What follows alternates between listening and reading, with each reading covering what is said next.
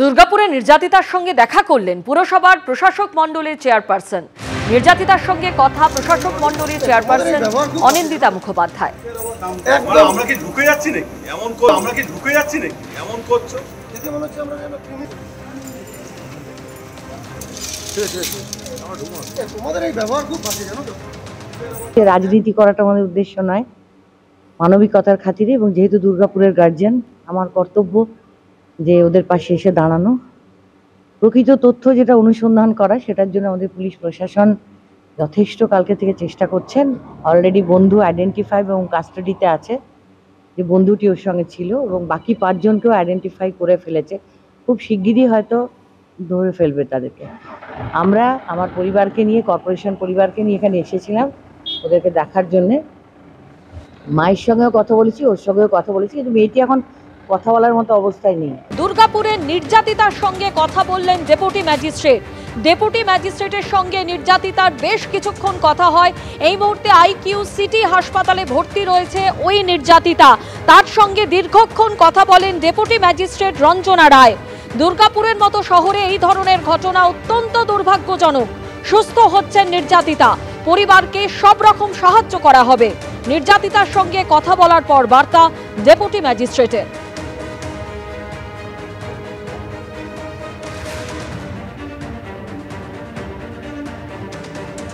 যেটা আমি কথা বললাম, ইটস ওকে। আমরা সব রকম সাপোর্ট দিচ্ছি।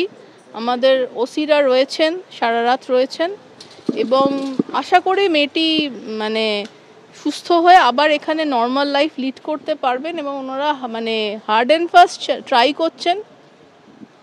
যদি এরকম কিছু ঘটনা সত্যি কি হয়েছে ওনারা ইনভেস্টিগেশন চালাচ্ছেন, নিশ্চয়ই অ্যাকশন হবে। কিন্তু এটা আমাদের দুর্গাপুর শহরের পক্ষে খুব একটা বাজে একটা ঘটনা ঘটলো, যেটা আমরা যতটা সম্ভব রিকভার করার চেষ্টা করব এর মধ্যে দিয়ে।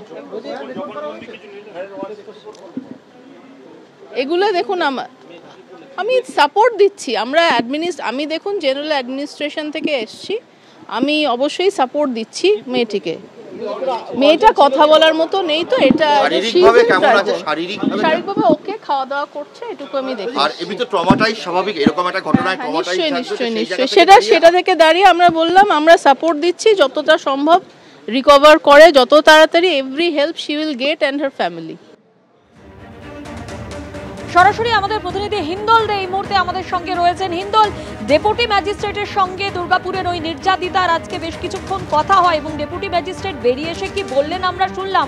প্রথমেই জানতে চাইবো যে ওই নির্যাতিতা কেমন আছেন, ডেপুটি ম্যাজিস্ট্রেটের সঙ্গে কি কথা হয়েছে। দেখো, ডেপুটি ম্যাজিস্ট্রেট যেটা কথা বলেছেন, যেটা তিনি প্রকাশ্যে আনেননি, কিন্তু তিনি যেটা বোঝাতে চাইলেন যে তিনি কিন্তু গোটা ঘটনার পরম্পরাটা সেই নির্যাতিতার থেকে জানতে চেয়েছেন, এবং সে বিষয়ে খানিকটা তিনি জানতে পেরেছেন, কেননা নির্যাতিতা কথা বলার অবস্থায় নেই। প্রথমত তেমন বিষয়টা যেমন উঠে আসছে, তার পাশাপাশি সেই নির্যাতিতার শারীরিক অবস্থা কিন্তু খারাপ, মানসিকভাবে তো বিধ্বস্ত রয়েইছেন, এবং সেই কারণেই তিনি যত তাড়াতাড়ি স্বাভাবিক ছন্দে স্বাভাবিক জীবনে ফিরে আসেন সেই কামনাই কিন্তু ডেপুটি ম্যাজিস্ট্রেট রঞ্জনা রায় করলেন। তার পাশাপাশি তার কথায় যেটা স্পষ্ট উঠে আসলো যে দুর্গাপুরের এই ঘটনা কিন্তু দুর্ভাগ্যজনক। অর্থাৎ যে বিষয়টা নিয়ে কিন্তু বারংবার প্রশ্ন উঠছে যে একজন কলেজ ক্যাম্পাসের বাইরে একজন ছাত্রী বেরোলেন, ডাক্তারি পড়ুয়া, এবং তাকে কিন্তু রীতিমতো গণধর্ষণের অভিযোগ যেটা উঠছে, সেই ঘটনা ঘটে গেল। সেই ঘটনা ঘটে যাওয়ার পর এখনও পর্যন্ত কিন্তু অভিযুক্তরা প্রত্যেকেই পলাতক, তাদের খোঁজ পুলিশ এখনও পর্যন্ত পায়নি, তাদেরকে গ্রেপ্তার করতে পারেনি। এই গোটা ঘটনা নিয়ে বিরোধীরা স্বাভাবিকভাবেই কিন্তু সোচ্চার রয়েছে। আমরা দেখতে পেরেছি নিউ টাউনশিপ থানার সামনে বিজেপির বিক্ষোভ দেখেছি, একের পর এক বিক্ষোভের ঘটনা সামনে আসছে, এবং বিভিন্ন প্রশ্নের মুখে পড়তে হচ্ছে প্রশাসনকে। আমরা সরাসরি কথা বলে নেব, আমাদের সঙ্গে রয়েছেন আমাদেরই আরেক প্রতিনিধি মনোজ বন্দ্যোপাধ্যায়। মনোজের সঙ্গে। মনোজ, এই যে গোটা ঘটনা, সেই গোটা ঘটনার পরম্পরাটা কি, এবং এখনও পর্যন্ত পুলিশের কি বক্তব্য, কজনকে তারা আইডেন্টিফাই করতে পেরেছে? দেখো, পুলিশ কিছুক্ষণ আগেও আমরা দেখলাম এসিপি আইসি তারা কিন্তু ভেতরে রয়েছেন, প্রায় ঘন্টা দুয়েক ধরে যে নির্যাতিত তার সাথে কথা বলছেন। কলেজের তরফ থেকে দাবি করা হচ্ছে দোষীদের গ্রেপ্তারের। পলিটিক্যাল পার্টি বিজেপি সিপিএম তারা দাবি করছে দোষীদের গ্রেপ্তারের। তা নির্যাতিতার বাবা মা দাবি করছে গ্রেপ্তারের, কিন্তু এখনও পর্যন্ত পুলিশ সূত্রে আমাদের গ্রেপ্তারের কোনো খবর জানানো হয়নি। পুলিশ যেটা লাস্ট জানিয়েছে শেষ যে তাদের খোঁজে তল্লাশি চলছে, এবং 3 জন ছিল এটা পুলিশ সূত্রে বলা হয়েছে। তার যে সহপাঠী যার সাথে সে বাইরে গেছিল তাকে জেরা করে যা পুলিশ জেনেছে যে 3 জন সহপাঠী, এই 3 জন বহিরাগত, তারা তাদেরকে আটকায় এবং তারাই গোটা ঘটনাটা ঘটিয়েছে। সেই 3 জনের খোঁজে পুলিশ তল্লাশি চালাচ্ছে এবং খুব শীঘ্রই গ্রেপ্তার করবে বলে পুলিশের দাবি, কিন্তু এখনো পর্যন্ত কোনো গ্রেপ্তারির খবর নেই। মনোজ যেটা জানালো, পুলিশ কিন্তু জানিয়েছে যে 3 জনকে তারা চিহ্নিত করতে পেরেছেন, কিন্তু এখনো পর্যন্ত তাদেরকে গ্রেপ্তার করতে পারেননি তারা। কেননা সেই অভিযুক্তরা কোথায় তারা গা ঢাকা দিয়ে রয়েছে, তাদের খোঁজে বিভিন্ন রকমভাবে পুলিশ তল্লাশি প্রক্রিয়া চালাচ্ছে। টাওয়ার লোকেশন থেকে শুরু করে লোকাল সোর্স, বিভিন্ন মাধ্যমে পুলিশ তাদেরকে কোথায় রয়েছে সেই বিষয়ে খোঁজখবর নিচ্ছে। কিন্তু এই যে গোটা ঘটনা ঘটলো আরজি করের পর, আবার যে অভিযোগ উঠে আসলো এবার দুর্গাপুরে, সেখানে যেটা উঠে আসলো যে ডাক্তারি পড়ুয়া এক ছাত্রী, সে তার সহপাঠীর সঙ্গে বাইরে খেতে বেরিয়েছিল এবং সময়টা কিন্তু খুব একটা রাত নয়, 8টা সাড়ে 8টা নাগাদ তিনি বেরিয়েছিলেন ক্যাম্পাসের বাইরে এবং খাওয়া দাওয়া করে ফেরার পথে এই যে ঘটনা ঘটলো, তার সহপাঠী কোনো রকমে পালিয়ে চলে আসে। তার পরবর্তী ক্ষেত্রে গণধর্ষণের অভিযোগ, তার মোবাইল কেড়ে রাখা, টাকা না দিলে মোবাইল ফেরত না দেওয়া, এইরকম বিস্তর অভিযোগ রয়েছে।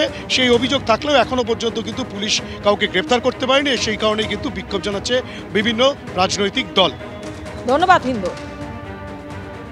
ইতিমধ্যে এই ঘটনা তদন্ত শুরু করেছে পুলিশ, কিন্তু এখনো পর্যন্ত কাউকে গ্রেপ্তার করতে পারেনি।